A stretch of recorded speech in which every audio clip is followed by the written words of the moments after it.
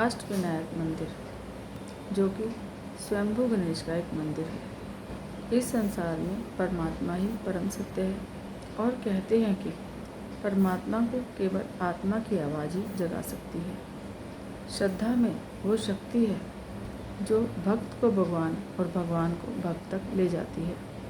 भगवान श्री गणेश ज्ञान, विद्या, सुख और ऐश्वर्य के देवता हैं। काल चक्र में 4 युग और सृष्टि के 3 लोक उनकी साधना में निरंतर लीन हैं। गणाधिपति के रूप में जहाँ श्री गणेश को गणों यानी संसार के सारे जीवों का भाग्य विधाता माना गया है, वहीं देवाधिपति के रूप में उन्हें देवताओं में सर्वोच्च स्थान प्राप्त है। सभी देवों में प्रथम पूज्य भगवान गणेश इस धरती पर 8 स्थानों पर अष्टविनायक के रूप में विराजमान है। अष्टविनायक का हर रूप ये बताता है कि जो मनुष्य तन और मन से गणाधीश की उपासना करता है, भगवान गणेश उसकी हर मनोकामना को पूरा करते हैं। अष्टविनायक की अपनी ही एक महिमा है। अष्टविनायक यानी कि 8 गणपति भगवान श्री गणेश 8 रूपों में महाराष्ट्र के अलग अलग शहरों के 8 मंदिरों में विराजमान हैं। इन 8 मंदिरों को भगवान गणेश के 8 शक्तिपीठों के रूप में जाना जाता है। भगवान श्री गणेश इन मंदिरों में मयूरेश्वर, सिद्धि विनायक, बल्लालेश्वर, वरद विनायक, चिंतामणि, गिरिजात्मज अष्टविनायक, विघ्नेश्वर अष्टविनायक और महागणपति के रूप में विराजमान हैं। इनमें विराजित गणेश की प्रतिमाएं स्वयंभू मानी जाती हैं, यानी श्री गणेश की ये सभी प्रतिमाएं यहाँ स्वयं प्रकट हुई हैं। इन मंदिरों में विराजमान सभी प्रतिमाओं का स्वरूप एक दूसरे से अलग है। इन पवित्र प्रतिमाओं के प्राप्त होने के क्रम के अनुसार अष्टविनायक की यात्रा की जाती है। ये मंदिर पुणे, अहमदनगर, रायगढ़, पुणे, ओझर और राजनगांव शहर में स्थित हैं। अष्टविनायक के ये सभी मंदिर प्राचीन हैं। इन मंदिरों का विशेष उल्लेख गणेश पुराण और मुद्गल पुराण में भी मिलता है। इन मंदिरों का वास्तुशिल्प बहुत सुंदर है। हालांकि समय समय पर इनका नवीनीकरण भी किया गया है। महाराष्ट्र में पेशवा शासनकाल के दौरान इन मंदिरों का बहुत ही अच्छी तरह से रखरखाव किया गया है। सबसे पहला नंबर आता है मयूरेश्वर गणपति का। भगवान गणेश के अष्टविनायक मंदिरों में मयूरेश्वर का स्थान पहले नंबर पर आता है। यह मंदिर महाराष्ट्र के मोर गांव में करहा नदी के किनारे अवस्थित है। मोर गांव पुणे के बारामती तालुका में है। इस क्षेत्र को पुष्पानंद के नाम से भी जाना जाता है, जिसका अर्थ सुख समृद्धि की भूमि होता है। मयूरेश्वर की मूर्ति शुरुआत में आकार में छोटी थी, लेकिन कहते हैं कि दशकों से इस पर सिंदूर लगाए जाते रहने के कारण यह मूर्ति अब बड़ी दिखती है। मान्यता है कि भगवान ब्रह्मा ने इस मूर्ति को 2 बार पवित्र किया है, जिससे यह अविनाशी हो गई है। एक अन्य कथा के अनुसार देवताओं को दैत्यराज सिंधु के अत्याचारों से मुक्ति दिलाने के लिए भगवान गणेश ने मयूरेश्वर का अवतार लिया था। भगवान गणेश मोर पर बैठकर दैत्य सिंधु की नाभि पर वार किया था, जिससे उसका अंत हुआ। इस मंदिर में भगवान गणेश की मूर्ति मोर पर सवार है, इसलिए इसका नाम मयूरेश्वर पड़ा है। मंदिर में भगवान गणेश की मूर्ति के सामने नंदी की एक मूर्ति है, जो आमतौर पर केवल भगवान शिव के मंदिरों में पाई जाती है। मंदिर की दीवारें 5 फुट ऊंची हैं और हर कोने पर 4 मीनारें हैं, जो दूर से मस्जिद की तरह दिखती हैं।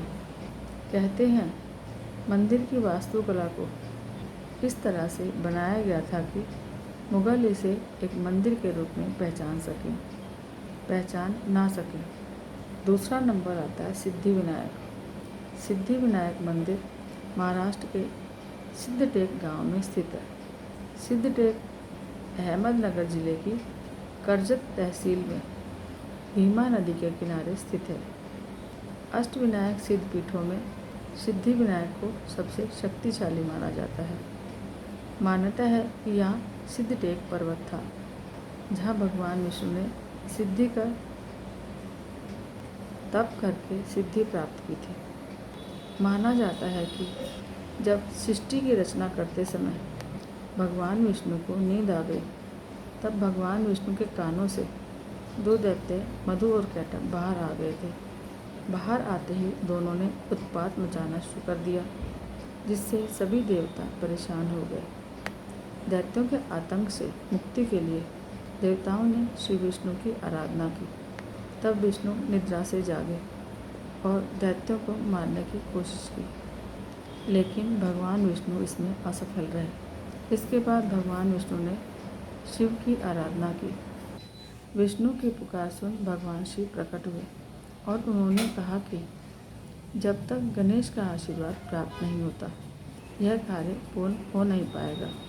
इसके बाद भगवान विष्णु ने श्री गणेश का आह्वान किया, जिसके बाद गणेश जी ने दोनों दैत्यों का संहार किया। इसके बाद भगवान विष्णु ने पर्वत के शिखर पर एक मंदिर का निर्माण किया और भगवान श्री गणेश की मूर्ति स्थापित की। सिद्धि विनायक की यह चतुर्भुजी विग्रह है।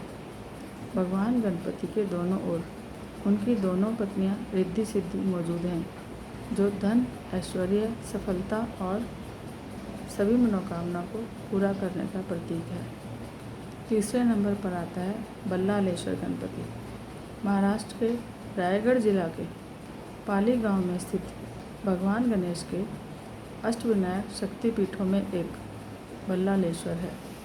कहते हैं उन्होंने अपने भक्त बल्लाल को एक ब्राह्मण के रूप में दर्शन दिए थे। इसका वर्णन मुद्गल पुराण में किया गया है।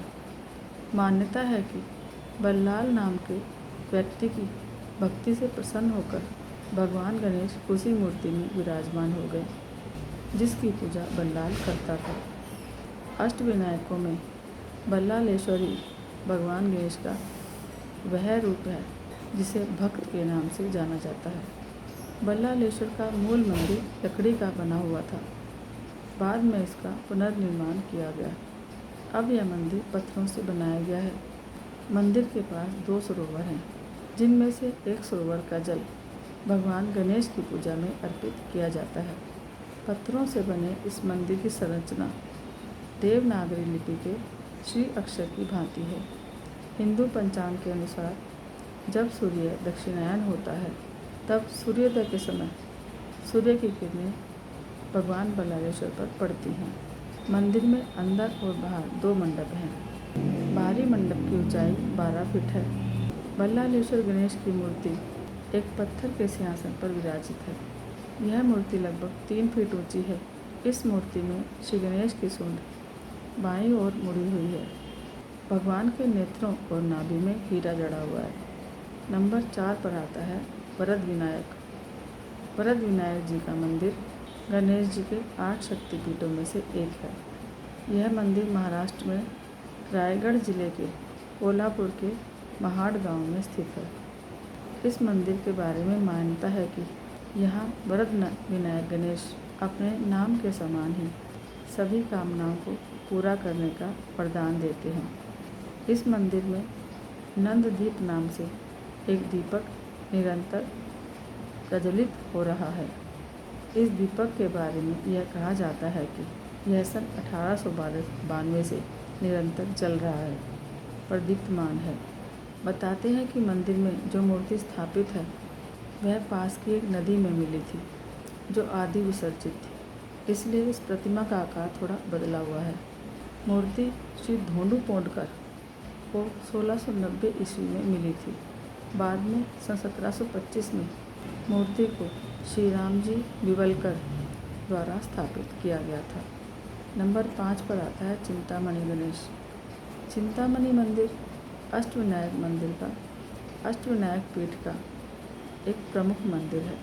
इस मंदिर को लेकर मान्यता है कि भगवान गणेश द्वारा ऋषि कपिला के लिए असुरों से चिंतामणि नामक कीमती गहना वापस लाने के बाद ऋषि ने भगवान को 2 हीरे भेंट किए जो आज भी उनकी सूंड पर टिके हुए हैं।